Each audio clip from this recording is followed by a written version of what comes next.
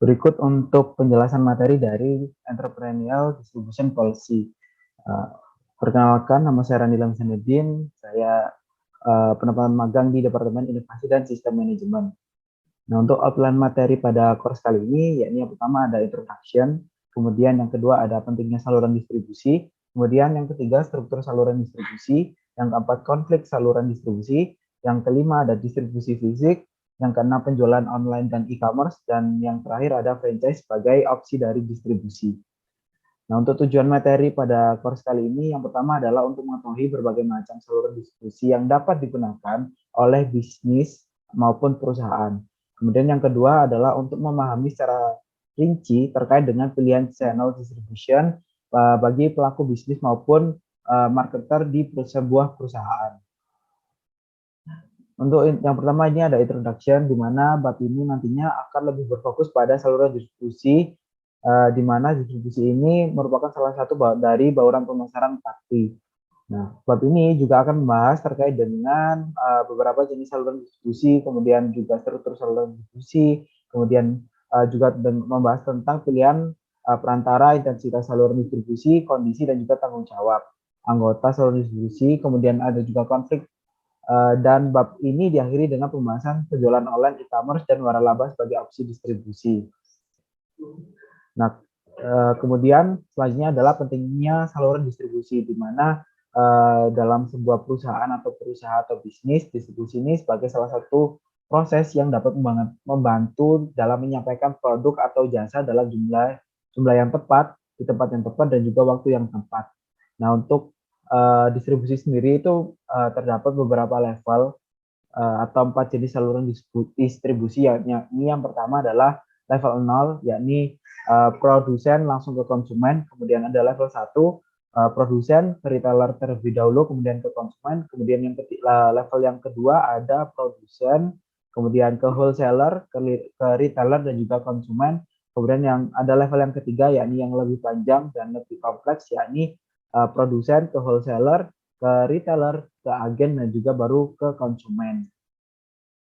Kemudian selanjutnya ada struktur saluran distribusi, di mana saluran distribusi ini memegang peranan penting dalam proses penyampaian produk atau jasa untuk memenuhi kebutuhan dari konsumen. Nah, penataan saluran distribusi yang terbaik itu memiliki beberapa aspek, yakni seperti memilih jenis perantaranya, kemudian menentukan saluran distribusi yang intensif, kemudian menentukan kondisi dan tanggung jawab anggota saluran distribusi. Nah, untuk jenis perantaranya sendiri yakni ada 3, yakni wholesaler, retailer, dan juga agent. Di mana untuk wholesaler sendiri atau penjualan pedagang secara grosir itu menjual kembali produk yang dibeli dari produsen dalam jumlah yang besar dan dijual juga dalam jumlah yang besar. Nah, untuk penjual atau pedagang grosir ini juga memiliki 2 jenis, yakni grosir layanan penuh, yakni mulai dari pemesanan hingga diantarnya produk itu disebut grosir layanan penuh, dan juga grosir layanan terbatas, yakni grosir hanya menyediakan produknya saja tanpa adanya pengantaran, seperti itu. Kemudian untuk retailer, yakni menjual produk atau jasa kepada konsumen akhir dalam jumlah yang lebih kecil. Nah, untuk retailer ini ada beberapa jenis, yakni yang pertama ada specialty store, department store, conventional store, supermarket, superstore, atau hypermart. Kemudian ada kategori retailer. Kemudian untuk agent sendiri, agent produsen atau agent penjual dan juga agent pembelian adalah perantara yang terlibat dalam membantu negosiasi dalam proses pembelian atau penjualan antara penjual dan juga pembeli, seperti itu. Kemudian yang selanjutnya ada menentukan intensitas saluran distribusi, di mana dalam menentukan intensitas ini terdapat 3 strategi, yakni intensif strategi, kemudian selektif strategi, dan juga eksklusif strategi. Berikut untuk beberapa karakteristik dari ketiga strategi tersebut. Kemudian selanjutnya ada menentukan kondisi dan juga tanggung jawab saluran distribusi. Yang pertama adalah pricing policy, di mana kita sebagai produsen itu juga perlu menetapkan daftar harga dan juga jadwal-jadwal diskon, serta tunjangan yang adil dan untuk memadai si perantara. Kemudian untuk kondisi penjualan, tentunya syarat sebagai seorang produsen itu harus menentukan syarat-syarat pembayaran di awal dan juga akhir. Seperti misal kita DP dulu, kemudian bisa cicilan maupun hutang seperti itu. Kemudian yang ketiga ada hak teritorial, di mana kita sebagai produsen maupun juga marketer juga harus bisa membatasi wilayah penjualan si retailer kita agar tidak terjadinya pertengkaran antara satu retailer dengan retailer lain maupun grosir dalam bentuk grosir seperti itu. Kemudian ada layanan dan tugas saling, di mana di sini menyediakan perantara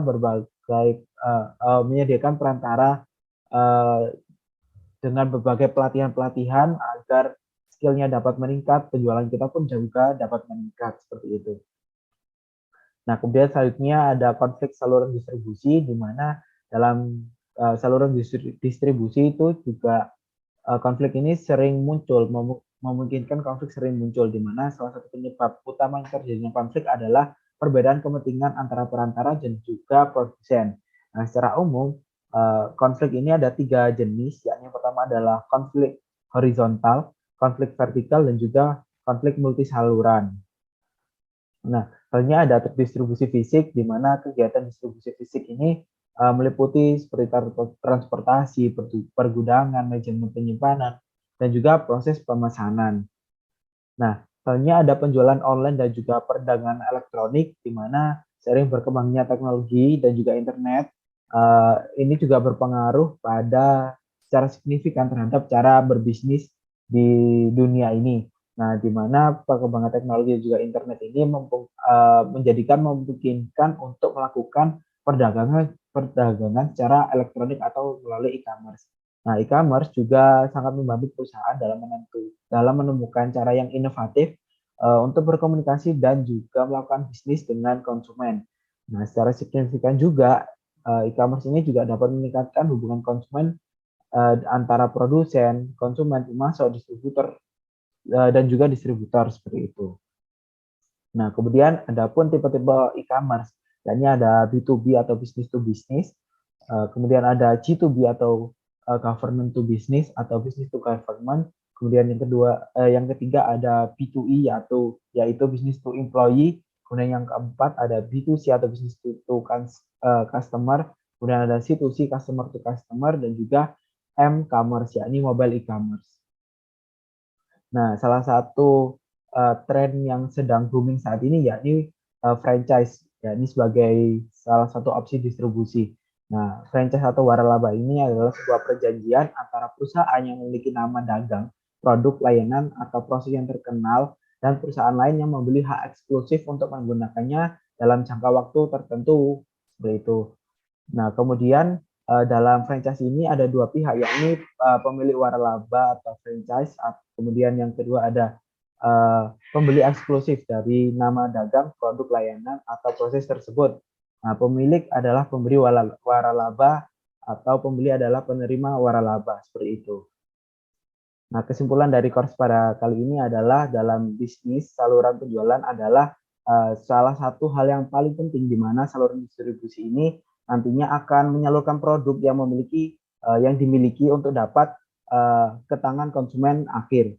Nah, dalam pilihan distribusi sendiri tak hanya terkait dengan penjualan saja, namun juga dapat berkaitan dengan hal-hal lain seperti itu. Nah, dalam distribusi juga terdapat kekurangan dan juga kelebihan dari masing-masing pilihan strategi, sehingga pebisnis maupun marketer dari perusahaan juga harus dapat menentukan distribusi yang tepat sesuai dengan karakteristik dari produk yang akan dipasarkan. Nah, sekian pemaparan dari saya. Terima kasih.